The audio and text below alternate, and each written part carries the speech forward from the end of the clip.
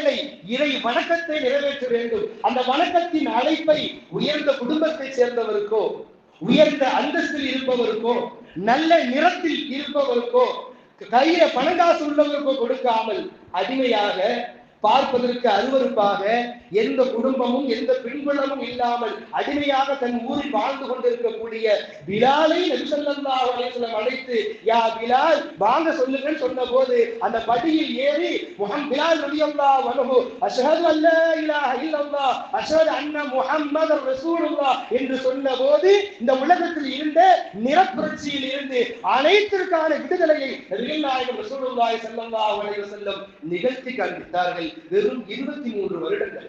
எந்த ஏற்றத்தாழ்வும் இல்லை. உலகத்தின் எல்லா மக்களாலும் நேசிக்கப்படுகிறார். பல நாடுகளில் இஸ்லாம் வென்றிருக்கிறது.